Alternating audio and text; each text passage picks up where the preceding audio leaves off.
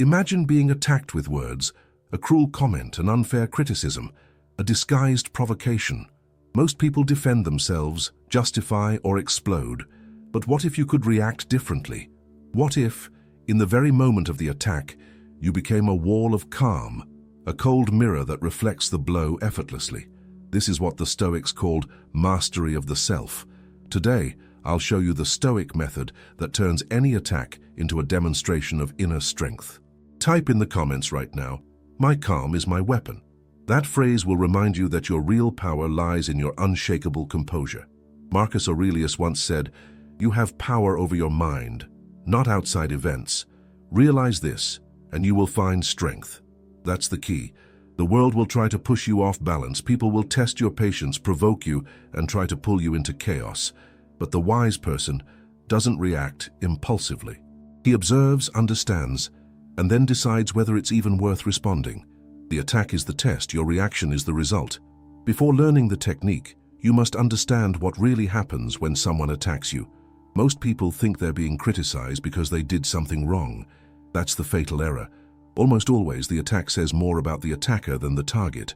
As Epictetus taught, what disturbs men are not things, but their opinions about things. An attack is nothing more than an opinion, and often a disguised confession. Usually the attacker reveals one of three human weaknesses: insecurity, envy, or the need for control. Insecurity makes people attack to feel superior. Criticism becomes their way of hiding inadequacy. Envy appears when your discipline or peace bothers them. Your calm is a mirror reflecting their own lack of control. And the need for control drives people to provoke, because if they can make you react, they feel powerful. Once you understand this, the attack changes form. It's no longer an arrow, it's information. It's no longer personal, it's psychological data. You stop being the target and become the observer. This is what the Stoics called controlling impressions, seeing things as they are, not as your emotions paint them. When you do that, power shifts to you. Now comes the Stoic three-step method: reflect, deflect, and reframe. This is the art of winning without reacting. The first step is to reflect, and the paradox is that this first move is actually no movement at all. It's silence, the act of doing nothing. When someone insults, criticizes, or provokes you, the body wants to react, the ego wants to defend, the voice wants to rise. But this is the exact moment when the Stoic practices the pause. He becomes a clear mirror. The attack arrives and dissolves. Epictetus taught, if someone irritates you, realize that it is your judgment that has irritated you. The insult has no power until you accept it. Silence, therefore, is a shield. When you don't react, the attacker loses ground. He expected drama, confrontation, validation. What he gets instead is stillness. The energy he threw at you bounces back on him. His anger becomes uncomfortable, and you, standing calm, become the center of gravity in the room. That calm is not passivity, it's dominance. You're saying without words, your attack doesn't deserve my attention. Marcus Aurelius wrote, the best revenge is not to be like your enemy. When you stay calm, you win the attack without needing to win the argument. Mastering this first step gives you time, and within that time lies freedom. The second step is to deflect. If silence is the shield, deflection is the sword. After the pause comes the question. This is the Stoic weapon: logic. While most people respond with justification or counterattack, the wise respond with curiosity. The secret is to ignore the content of the attack and focus on the intention behind it. Imagine someone says, "That report you made is a disaster.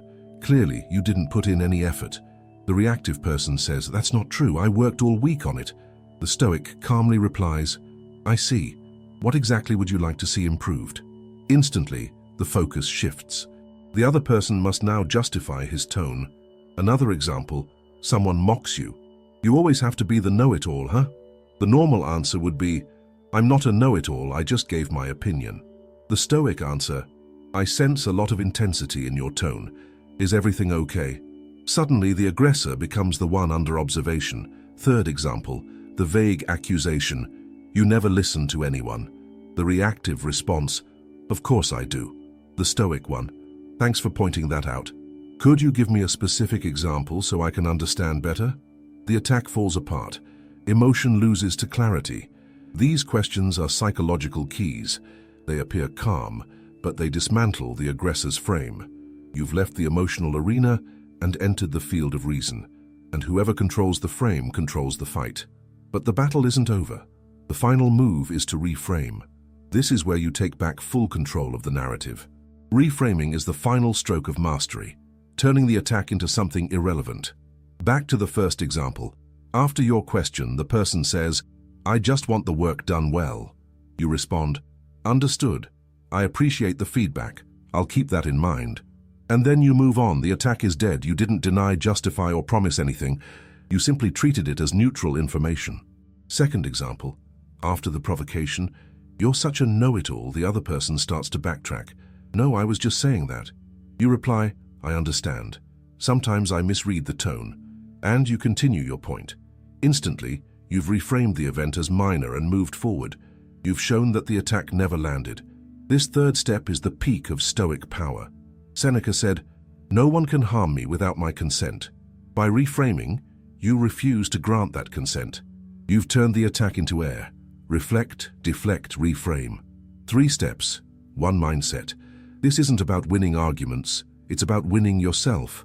The emotional person is predictable, the calm person is untouchable. But beware of common traps. The first is over-justifying.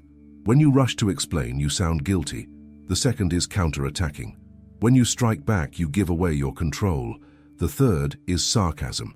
Sarcasm is just disguised pain. To master this art, train the pause.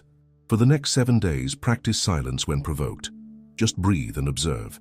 In the second phase, practice deflection. Answer with questions instead of reactions. In the third, practice reframing. End conversations with serenity. With time, something inside you shifts. People realize they can't shake you. You become solid, composed, respected. Others trust those who command themselves, because that kind of control is rare. Remember, the Stoic's true power is not over others, but over himself. The enemy isn't outside, it's impulsiveness, pride, and ego. When you defeat these, no external attack can touch you. Marcus Aurelius wrote, "When you arise in the morning, think of the privilege it is to be alive, to breathe, to think, to love." That awareness makes every insult meaningless. The world is full of small battles, at work, at home, online. Most people fight them with ego and emotion and end up wounded. The Stoic walks differently. He moves through chaos as a general through a storm, seeing every attack as a test of character. Reflect, deflect, reframe. 3 movements. 1 unshakable mind. Practice them until they become instinct. Until, in the face of an attack, your first reaction is silence, your second a question, and your third a quiet smile. When that day comes, you'll know you've achieved mastery. Not mastery over others, but over yourself.